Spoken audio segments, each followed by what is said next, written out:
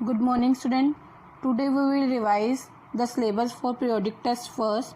We are going to revise the question answer of first chapter, bricks, beads, bones, the Harappan civilization. Firstly, we will revise the NCERT question answers. First question is, list the food items available to people in Harappan cities. Identify the groups who would provide these. मतलब list बनानी है हमने food items की जो Harappan cities में उस समय available थी, और ये जो फूड आइटम्स किस ग्रुप्स के द्वारा प्रोवाइड की जाती थी. हमने ये लिस्ट इस टेबल में दिखाई है. Let's sea food items. Product taken from plants. Plant से जो प्रोडक्ट हमें मिलते थे वो कौन सा ग्रुप प्रोवाइड करता था? Food gatherers. मतलब फूड गैदर जो भोजन इकट्ठा करने के लिए लोग इधर उधर जाते थे ना, उनके जो ग्रुप हैं वो प्लांट्स के प्रोडक्ट इकट्ठा करते थे. फ्लैश एंड फिश, मांस और मछलियाँ, ये कौन इकट्ठा करता था?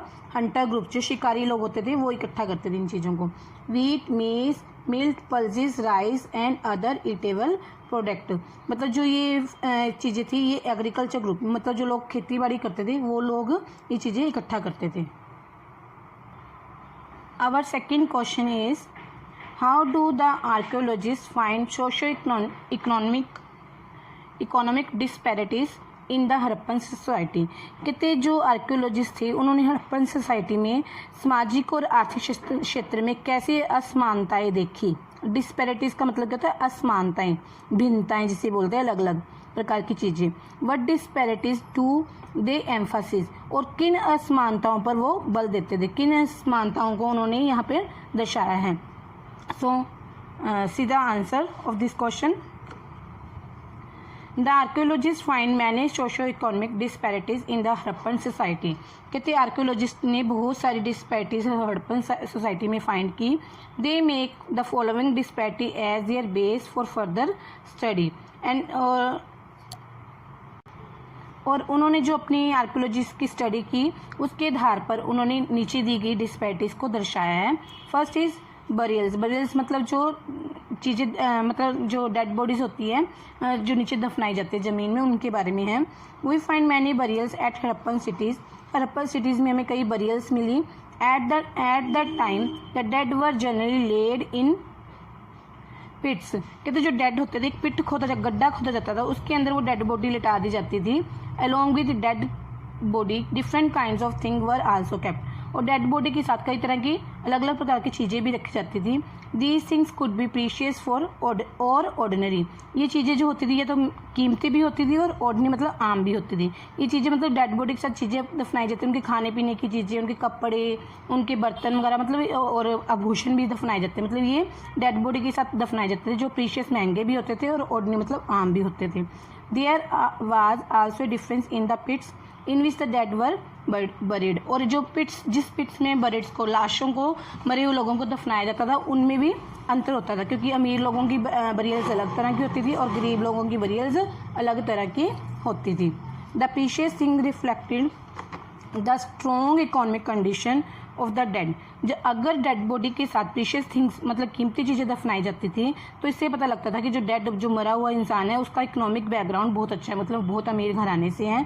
The common things were the symbol of his her weak economic position. अगर कॉमन चीज़ें दफनाई जाती थी डेड बॉडी के साथ तो इससे पता लगता था कि उसकी इकोनॉमिक पोजीशन बहुत वीक, मतलब कमज़ोर थी, मतलब यह है ज़्यादा अमीर घराने से संबंधित नहीं होता था. Second point, things of luxury. Luxury मतलब जो शान शौकत की चीज़ें होती है, वो जैसे गहने हो गए या फिर बड़े बड़े कोई ऑर्नामेंट्स, बड़े बड़े कोई घड़े या बड़े बड़े बर्तन, उनके मतलब महंगी वाली चीज़ें होती है luxury. The archaeologist also study artifact to identify many other social and economic differences. अब आर्कियोलॉजिस्ट को काफ़ी आर्टिफैक्ट भी मिले. आर्टिफैक्ट की भी उन्होंने स्टडी की. आर्टिफैक्ट क्या होते हैं? कला के नमूने. उनको भी उन्होंने स्टडी किया जिससे उनको सोशल और इकोनॉमिक डिफरेंसेस का पता लगा.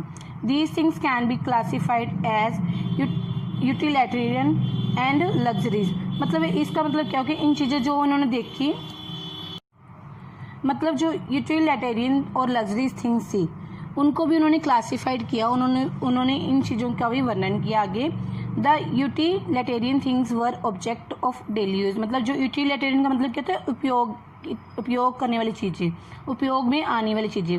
वो चीज़ें कौन सी थी? डेली यूज, जो लोग हर रोज़ यूज़ करते थे, वो चीज़ें थी इसके अंदर।